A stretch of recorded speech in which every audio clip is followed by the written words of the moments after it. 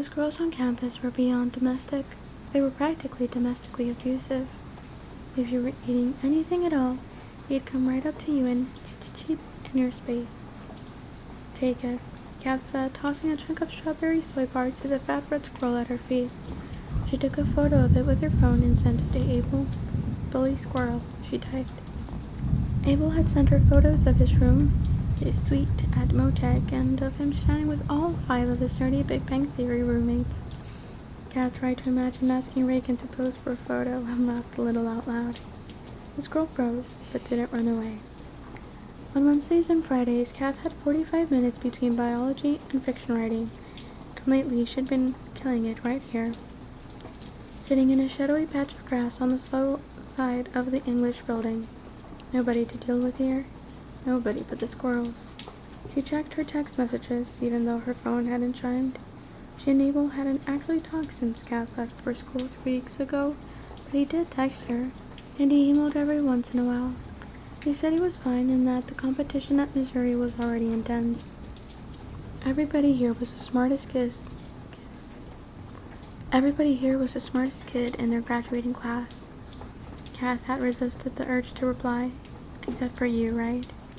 Just because Abel got a perfect score on the math section of the SATs didn't mean he was the smartest kid in their class. He was crap in American history, and he limped through Spanish, for Christ's sake. Hey, Spanish is hard. He'd already told Kat that he wasn't coming back to Omaha until Thanksgiving, and she hadn't tried to convince him to come home any sooner. She didn't really miss him yet. Ren would say that was because Abel wasn't really Kat's boyfriend. It was one of the recurring conversations. He's a perfectly good boyfriend, Kat would say. He's an end table, Ren would answer. He's always there for me, to set magazines on. Would you rather I dated someone like Jesse, so we can both stay up crying every weekend? I would rather you dated someone you'd actually like to kiss. I've kissed Abel. Oh, Kat, stop. You're making my brain throw up. We've been dating for 3 years. He's my boyfriend. You have stronger feelings for Baz and Simon. Duh, they're Baz and Simon. Like, that's even fair. I like Abel. He's steady. You just keep describing an end table. Ren had started going out with boys in the 8th grade, 2 years before Kath was even thinking about it, and until Jesse's that's a word crossing. Ren hadn't stayed with the same guy for more than a few months. She kept Jesse around so long because she was never really sure that he liked her. At least that was Kath's theory. Ren usually lost interest in a guy as soon as she'd won him over. The conversion was her favorite part. That moment, she told Kath, when you realize that a guy is looking at you differently, that you're taking up more space in his field of vision. That moment when you know he can't see past you anymore. Kath had liked that last line so much she gave it to Baz a few weeks later. Ren was annoyed when she read it. Anyway, Jesse never really converted. He never had his eyes only for Ren, not even after they had sex last fall. It threw off Ren's game. Kath was relieved when Jesse got a football scholarship to Iowa State. He didn't have the attention span for a long-distance relationship, and there was at least 10,000 fresh guys at the University of Nebraska for Ren to convert. Kath tossed another hunk of protein bar to the squirrel, but someone in a pair of periwinkle wingtips took a step too close to them, and the squirrel startled and lumbered away. Fat compass squirrels, Kath thought. They lumber. The wingtips took another step toward her, then stopped. Kath looked up. There was a guy standing in front of her. From where she was sitting and where he was standing with the sun behind his head, he seemed 8 feet tall. She squinted but didn't recognize him. Kath, he said, right? She recognized his voice. It was the boy with the dark hair who sat in front of her in fiction writing. Nick. Right, she said. Did you finish your writing exercise? Professor Piper had asked them to write 100 words from the perspective of an inanimate object. Kath nodded, still squinting up at him.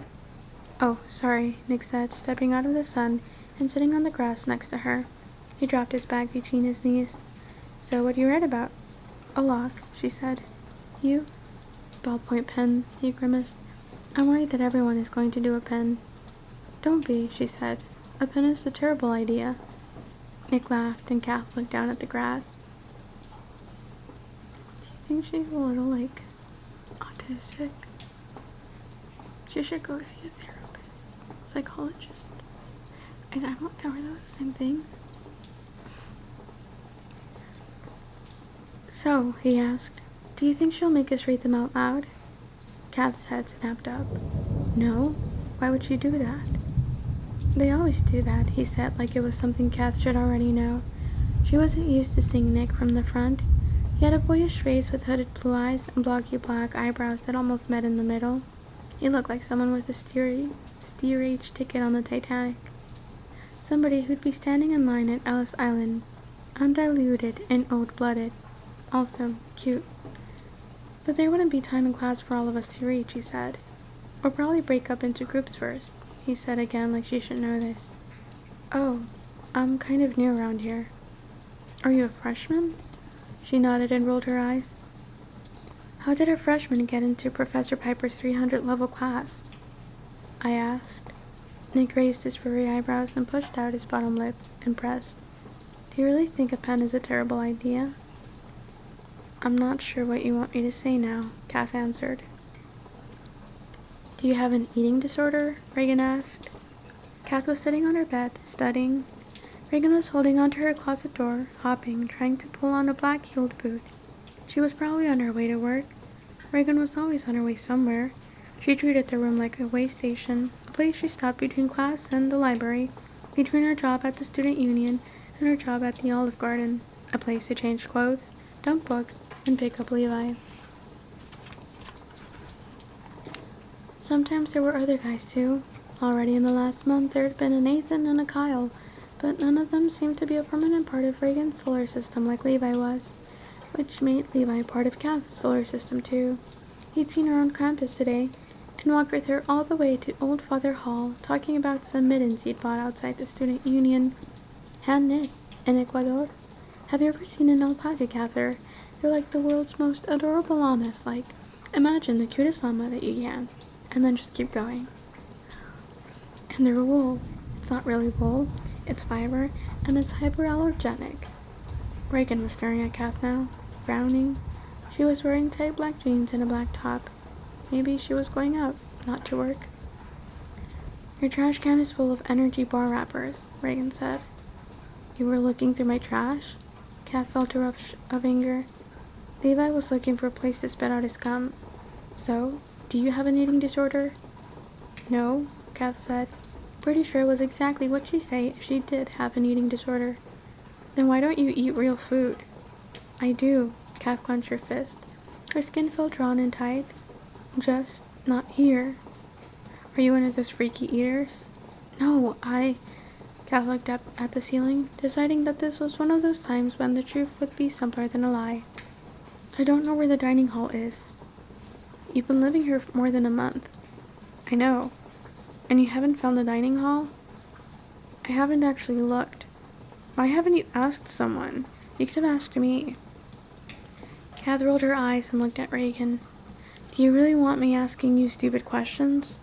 If they're about food, water, air, or shelter, yes. Jesus, Kath, I'm your roommate. Okay, Kath said, turning back to her book. So noted. So, do you want me to show you where the dining hall is? No, that's okay. You can't keep living off diet bars. You're running out. I'm not running out, Reagan sighed. Levi might have eaten a few. You're letting your boyfriend steal my protein bars? Kath leaned over her bed to check on her stash. All the boxes were open. He said he was doing you a favor, Reagan said. Forcing the issue? And he's not my boyfriend. Exactly. This is a violation, Kath said angrily, forgetting for a moment that Reagan was probably the most intimidating person she'd ever met. Get your shoes, Reagan said. I'm showing you where the dining hall is. No. Kath could already feel the anxiety starting to tear her stomach into nervous little pieces. It's not just that. I don't like new places, new situations. There'll be all those people, and I don't know where to sit. I don't want to go. Reagan sat at the end of her own bed, folding her arms. Have you been going to class? Of course. How? Class is different, Kath said. There's something to focus on. It's still bad, but it's tolerable. Are you on drugs? No. Maybe you should be. Kath pushed her fist into her bed. This isn't any of your business. You don't even know me. This, Reagan said. This is why you don't want a freshman roommate. Why do you even care? Am I bothering you? We're going to dinner right now. No, we're not. Get your student ID. I'm not going to dinner with you. You don't even like me. I like you fine, Reagan said. This is ridiculous. Jesus Christ, aren't you hungry? Kath was squeezing her fist so hard her knuckles were going white. She thought about chicken fried steak, and scalloped potatoes, and strawberry rhubarb pie, and wondered whether the Pound dining hall had an ice cream machine like Selig did. And she thought about winning, about how she was letting this win, whatever this was. The crazy inside of her. Kath, 0. Crazy, 1,000,000. She leaned over, compressing the knot in her stomach. Then, she stood up with as much dignity as she could scavenge and put on her Vans. I have been eating real food, she muttered. I ate lunch at Selig with my sister. Reagan opened the door. Then why don't you eat here? Because I waited too long. I built up a block about it. It's hard to explain. Seriously, why aren't you on drugs? Kath walked past her out of the room. Are you a licensed psychiatrist, or do you just play one on TV? I'm on drugs, Reagan said. They're a beautiful thing. There was no awkward moment in the dining hall, no standing at the doorway with the tray, trying to decide on the most innocuous place to sit. Okay, I promise that right. I'm quite proud. Reagan sat at the first half-empty table she came across. She didn't even nod to the other people sitting there. Aren't you going to be late for work? Kath asked. I'm going out, but I was going to eat dinner here first anyway. We pay for all these meals. Might as well eat them. Kath's tray had a plate of baked macaroni and 2 bowls of Brussels sprouts.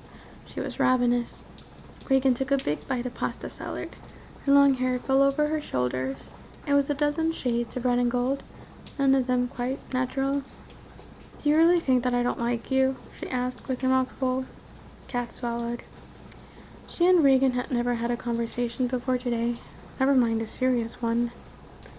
I get the feeling that you don't want a roommate. I don't want a roommate. Reagan frowned. She frowned as much as Levi smiled. But that has nothing to do with you. Oh, I live in the dorms then? You're not a freshman, right? I didn't think upperclassmen lived on campus. I have to, Reagan said. It's part of my scholarship. I was supposed to get my own room this year. I was on the list, but all the residence halls are over capacity. Sorry, Kat said. It's not your fault. I didn't want a roommate either, Kat said. I mean, I thought I was going to live with my sister. You have a sister who goes here? Twin. Ew. Weird. Why is that weird? Kath asked. It just is. It's creepy. Like having a doppelganger. Are you identical? Technically. Ew. Reagan shuddered melodramatically. It's not creepy, Kath said. What is wrong with you? Reagan grimaced and shuddered again. So why aren't you living with your sister? She wanted to meet new people, Kath said. You make it sound like she broke up with you. Kath speared another Brussels sprout. She lives in Scram, she said to her tray. When she looked up, Reagan was scowling at her. You're making me feel sorry for you again, Reagan said. Kath turned her fork on Reagan. Don't feel sorry for me. I don't want you to feel sorry for me. I can't help it, Reagan said. You're really pathetic. I am not. You are. You don't have any friends, your sister dumped you, you're a freaky eater, and you got some weird thing about Simon Snow. I object to every single thing you just said. Reagan chewed and frowned. She was wearing dark red lipstick. I have lots of friends, Kat said. I never seen them. I just got here. Most of my friends went to other schools, or they're online. Internet friends don't count. Why not? Reagan shrugged disdainfully. And I don't have a weird thing with Simon Snow, Kat said. I'm just really active in the fandom. What the fuck is the fandom? You wouldn't understand, Kat sighed, wishing she hadn't used that word, knowing that if she tried to explain herself any further, it would just make it worse. Reagan wouldn't believe or understand that Kath wasn't just a Simon fan. She was one of the fans, a first-name only fan with fans of her own. When she told Reagan that her Simon fics regularly got 20,000 hits, Reagan would just laugh at her. Yes. Plus, saying all that out loud would make Kath feel like a complete asshole. You've got Simon Snowheads on your desk, Reagan said. Those are commemorative bust. I feel sorry for you, and I'm going to be your friend. I don't want to be your friend, Kath said as sternly as she could. I like that we're not friends. Me too, Reagan said. I'm sorry you ruined it by being so pathetic. What a friendship. Welcome to fanfics.net, where the story never ends. We are a volunteer-run archive and forum accepting quality fiction from all fandoms. Volunteer or make a donation here. Set up a fanfics.net author profile here. You must be 13 years old or older to submit or comment and at fanfics.net. Fanfics.net homepage welcome message. Retrieved July 1st, 2011.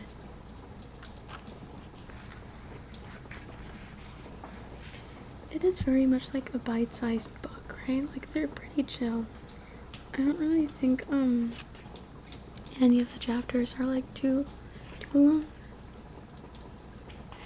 And that is chapter 4 of Fangirl. Thank you so much for reading with me.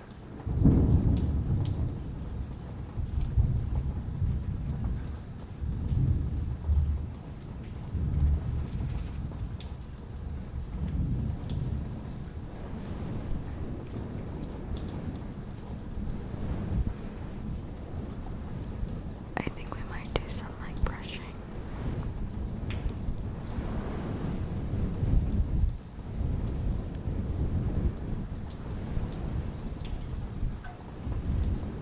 Some scalp massage style sounds.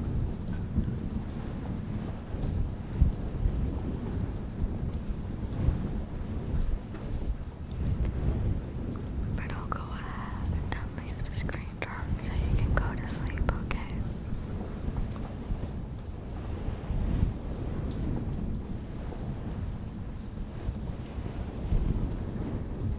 Thank you so much to anyone who has subscribed recently, and to those of you who like the videos.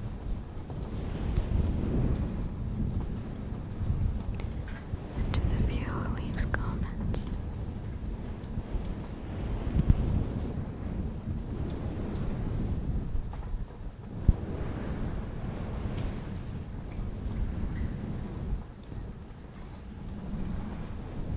Have a good night. Rest well.